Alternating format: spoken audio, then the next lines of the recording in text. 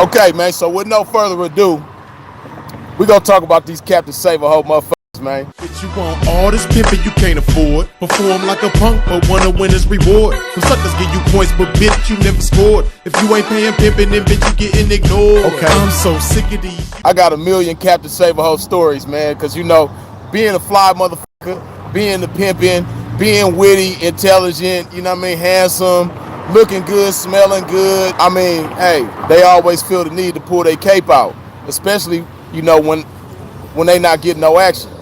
You know what I mean? So, okay, once upon a time, man, me and two of my partners, now mind you, I'm full-fledged pimping, just like now, you know what I mean, at this time, right? But I got two of my square partners with me because they stayed in the neighborhood where my apartment building was. Me and them got cool. Plus, you know, they used to like square cats. They be liking to cling to the pimping sometimes and soak up game. And they just like being around the pimping, you know what I mean? Because it's different.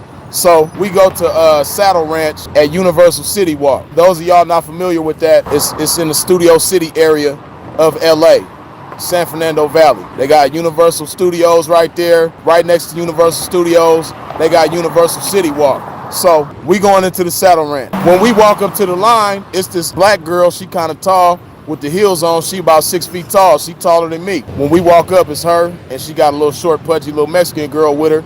That's her home girl, right? So I see old girl, the tall girl, and me and her vibing. We get to talking and everything like that. I'm like, you know, you and me, we need to exchange information. So she didn't understand that she was talking to some pimping, right? You can't just say any and everything to the pimping. You just can't approach this game any kind of way. And that's what she did. So she's like, well, if I'm gonna give you my number, you know, don't you think you should buy me a drink first? Pimp like, hold on. Wait a minute. You know what I mean? Pimping don't get down like that. So I say, I give her to Martin Lawrence, you know what I mean? You know what I mean? I dissed her after that. So basically I'm like, you got me f***ed up. I didn't say all that, but that was my attitude towards her, you know what I mean? I'm not that guy. So, you know, that moment is over with. We all end up in the club, her and her girl, me and my partners, we all inside Saddle Ranch. You know, we on the dance floor, you know, moving around. So me and old girl, who I had the little altercation with in the line, now we inside the club taunting each other. She's sticking her tongue out at me. You know what I mean? I'm making faces at her, you know, roasting her with gestures and shit like that.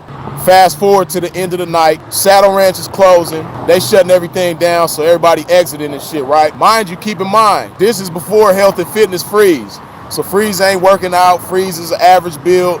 And Freeze drinking alcohol at the time, you know what I mean? So Freeze, you know, I've been drinking. I'm feeling kind of saucy at the time, so, you know, I'm really ready to talk shit now, right? But my partners, we all drunk, so we all done got separated, you know what I mean? So I'm by myself. I don't know where my partners is at, but we all rode in the same car, so we know where to meet at, you know what I mean? So the parking lot. So everybody walking towards the parking lot, right? My partners, they probably hollering at some or something. So as we exiting the joint, we walking through CityWalk, because anybody who know how Saddle Ranch is set up, they got Saddle Ranch on one side, and then they got the parking lot, they got the parking structure rather, way on the other side of CityWalk. So you got to walk through CityWalk where all the stores and other clubs and shit is. You know, it's a little walk from there to the parking lot, right? So we all walking the same way. I see the black broad, tall black girl, and she got the little pudgy Mexican girl with her, right? The black girl like 6 feet. The Mexican girl, she like 5'1", right? And she a little pudgy, little fat little broad, right? So we walking, right? And me and the black girl, we start roasting with each other, right? I ain't gonna lie. The bitch made me, she said some shit that was funny, but, you know, I'm at her though, you know what I mean? I'm roasting the shit out this bitch. You know, first, when we was standing in line, she was a cute bitch, you know what I mean? But now that we done got into it, she ugly as a motherfucker. I'm roasting. You know what I mean? So I'm saying, you know, I'm like, yo, big nose ass bitch, looking like Gargamel from the Smurfs, you know what I mean, with your big nose ass. So the bitch started roasting my shoes, because you know me, I be suited and booted. And I had some loafers on, and you know the loafers that I had, it's some white loafers, they kind of long with the square tip. So it's funny because she was a Mexican girl, but the bitch was like, get out of here with them old Mexican shoes on. You trying to holler at it and you think you fly, but you got these old Mexican shoes. Get out of here with them Mexican shoes on.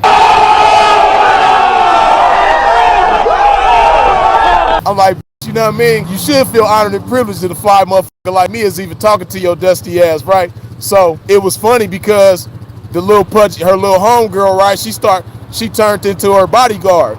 So the little Mexican girl, she kept trying to rush me. Like she wanted to fight, you know what I mean? But I'm being funny with the shit, you know what I mean?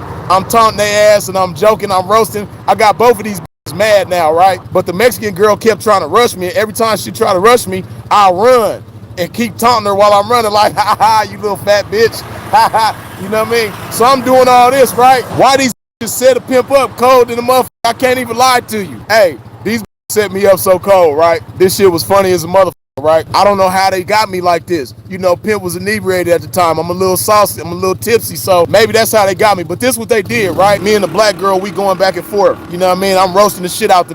Like I said, the Mexican girl, she had been trying to rush me, but they distracted the Pimp. You know what I mean? The black girl, I'm focused on her, and no bullshit. I'm at the black girl like this. Yeah, you old dusty ass. Woo woo woo. And out of nowhere, I feel a big. Why the little fat Mexican girl ran up and stole on the Pimp?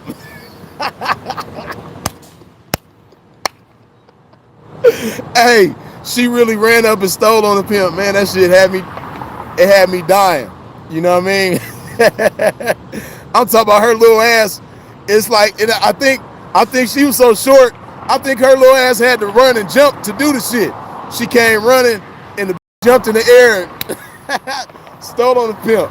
You know what I mean? It didn't hurt me or nothing like that. You know what I mean? But it was just funny as a motherfucker that they really set a Pimp up like that. You know what I mean?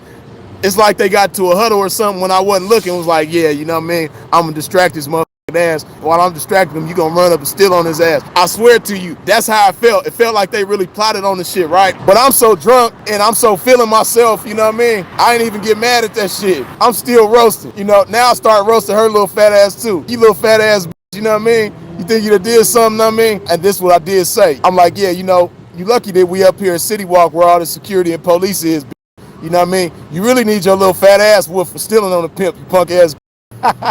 So, okay, so here come dun dun dun dun.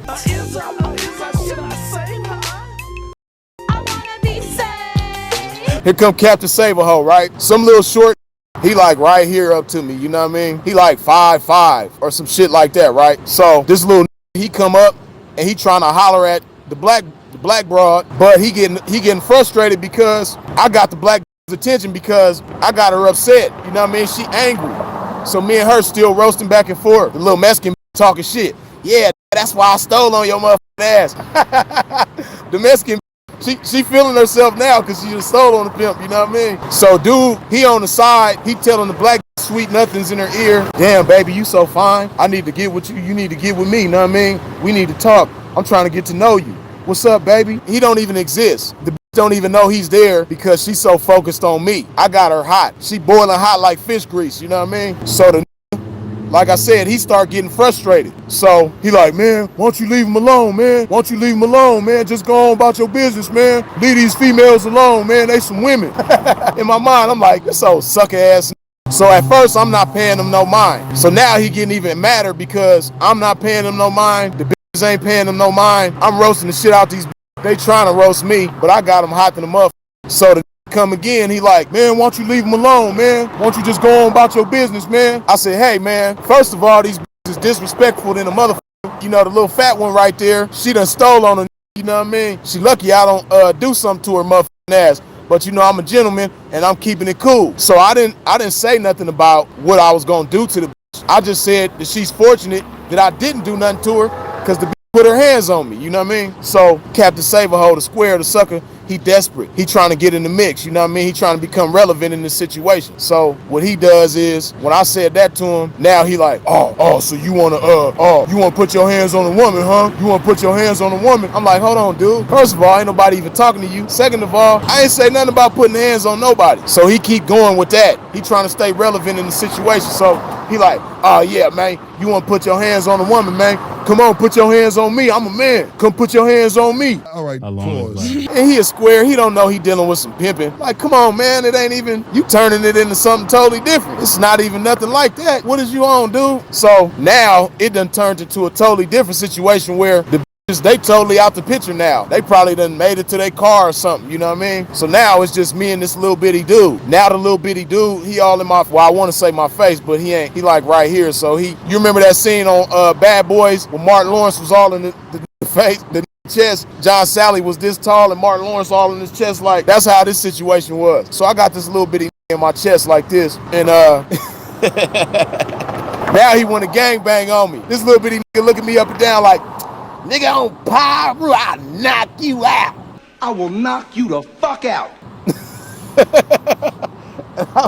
I'm looking at this nigga like, this gotta be a fantasy or something. This can't be real. You know what I mean? Little bit talking about some nigga on Pyro, I'll knock you out.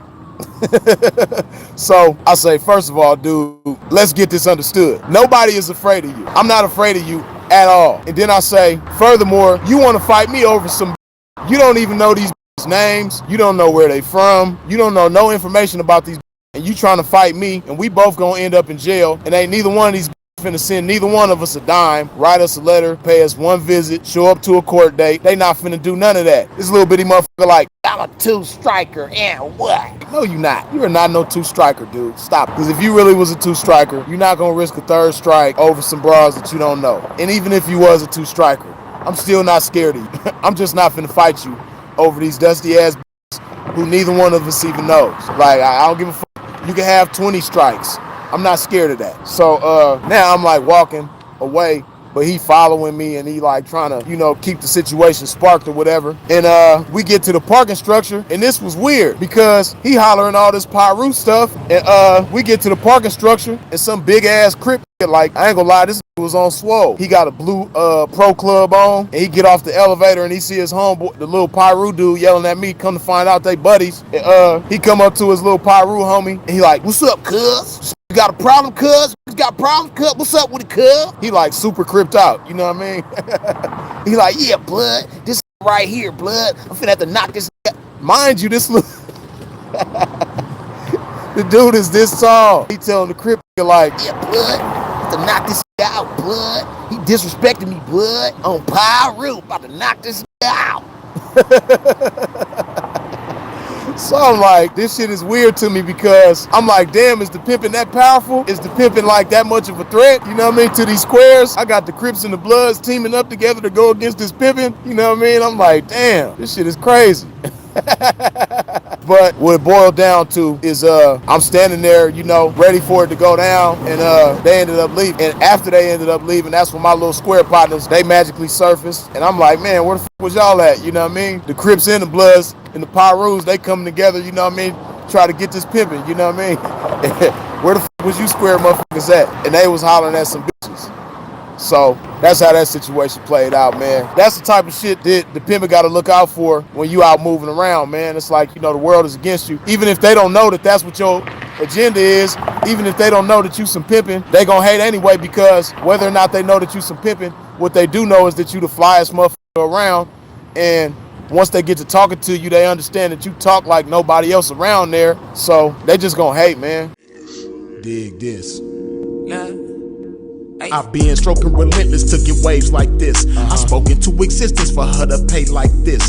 In the trenches on a day like this, traffic consistent, and so I have to insist that she relay my chips. It's a trap with her name on it and my game on it. Any forces coming against this game, shame on it. Standing on my pimpin' from day one and remain on it. It carried me through every terrain and I gained on it. Experience joy and pain on it, sustained on it. But getting back to this game that I never left. Baby, I wait.